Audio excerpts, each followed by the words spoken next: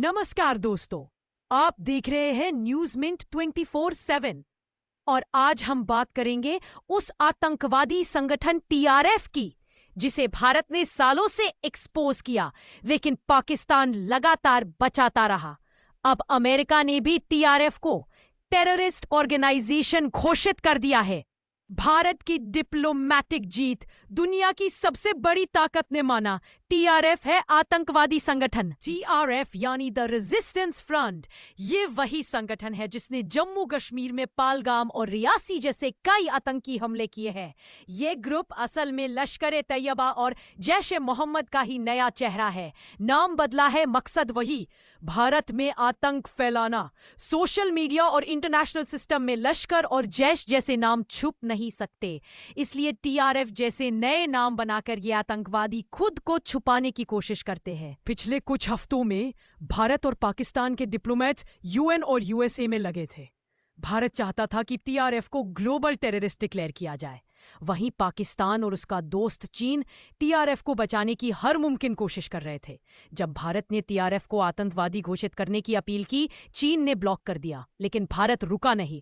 हमारे डिप्लोमेट्स ने अमेरिका में दिन रात काम किया और आखिरकार अमेरिका ने टीआरएफ को टेररिस्ट घोषित कर दिया। ये सिर्फ एक डिप्लोमैटिक स्टेप नहीं, ये इंडिया की नेशनल सिक्योरिटी और आतंकवाद के खिलाफ ग्लोबल जंग में एक बड़ी जीत है।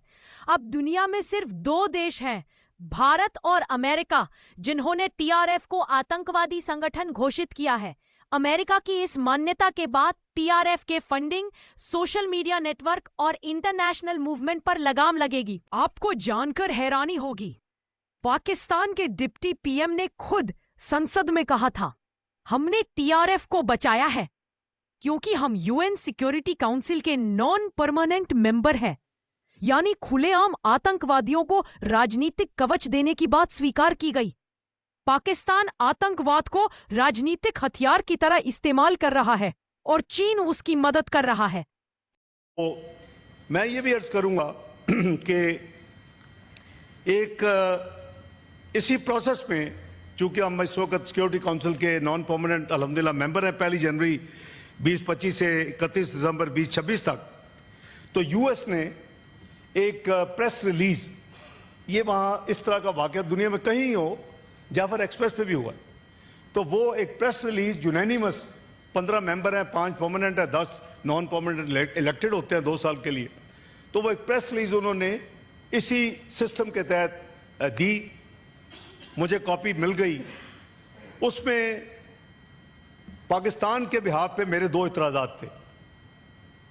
एक, अब जब यूएसए ने टीआरएफ को टेररिस्ट माना है, इंडिया का अगला टारगेट है यूनाइटेड नेशंस में टीआरएफ को ग्लोबल टेरर ग्रुप डिक्लेयर करवाना। इसके लिए भारत को फ्रांस, जापान, इजराइल, ऑस्ट्रेलिया जैसे फ्रेंडली देशों को भी साथ लाना होगा।